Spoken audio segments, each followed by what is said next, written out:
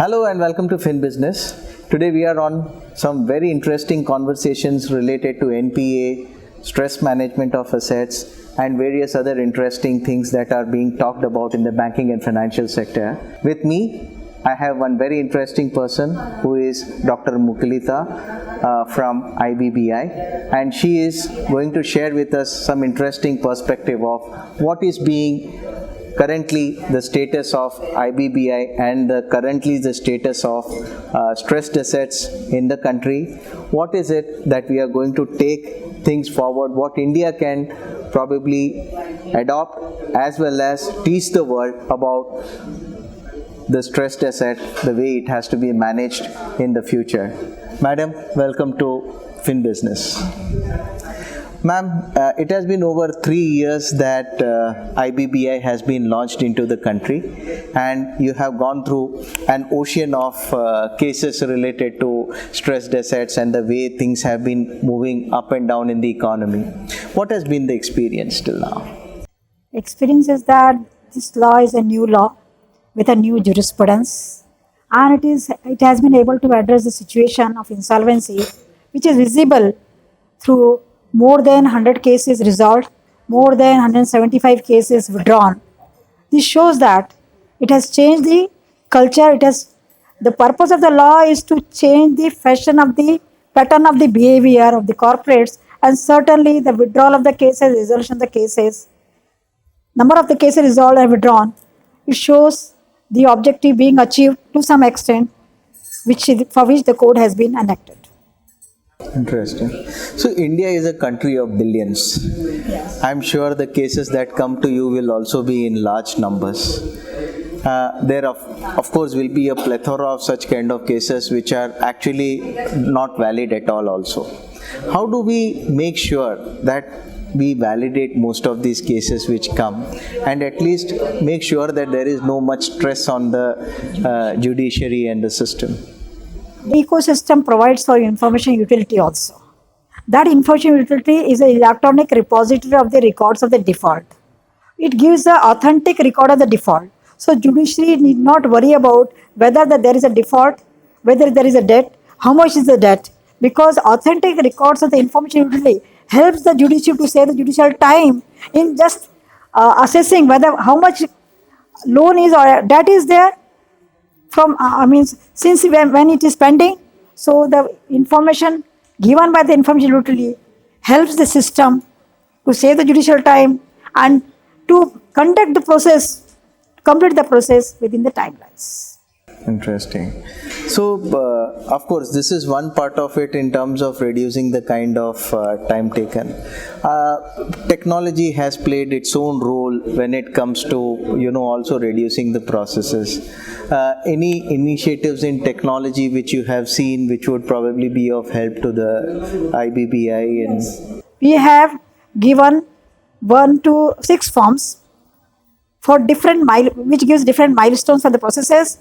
And the IRP, Insolvency Professional, and the Insolvency Professional has to disclose the information about the company, about the debt, about the COC, about the timelines he has, within the timeline he has completed the process or not. So there are 1 to 6 forms where he has to make disclosure online so that we can assess.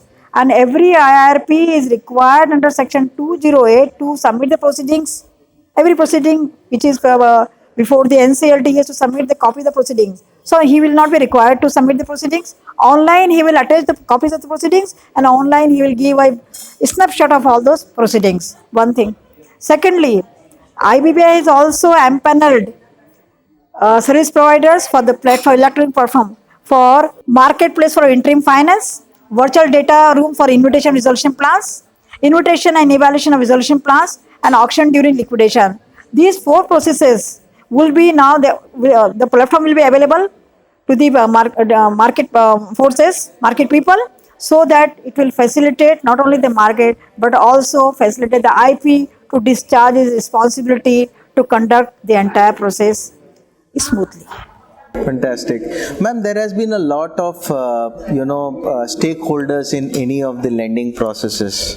Okay, it can be the banks, it can be the rating agencies, it can be the auditors. Ultimately, it is a whole set of people who ultimately contribute a particular NPA or what. What has been the initiative to make sure that there is responsibility that is equally divided amongst all of them, so that there is a control?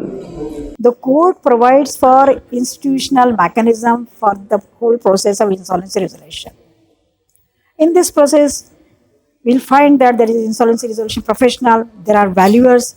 For valuers, we have evolved standard international parameters, and we have evolved technical parameters for evaluation of the land, building, plant and machinery of financial instruments. As far as I think from the various reports, we have come to know that auditors also play a big role for giving early warnings. I think something is to be done here where the auditors should give fair report about the assessment of the financial health of the company. If they don't give, naturally we will not be able to give, or a company will not be able to get the early warning system, nor the banks will be able to get the early warning system to initiate the process. So I think whosoever is involved, maybe auditors, maybe for the purpose of forensic audit or maybe for other purposes, these auditors or auditors committee, they should also be made responsible for giving fair report, so that this process which is laid down in the under the code can become successful. Or early warning system, if there is early warning system through these reports of the auditors, I think sooner the better the CRP process is initiated, we will be able to preserve, protect, promote or we can maximize the value of the corporate entity. Thank you very much, ma'am, for this enlightening discussion. We look forward to more interesting conversations with you in the future.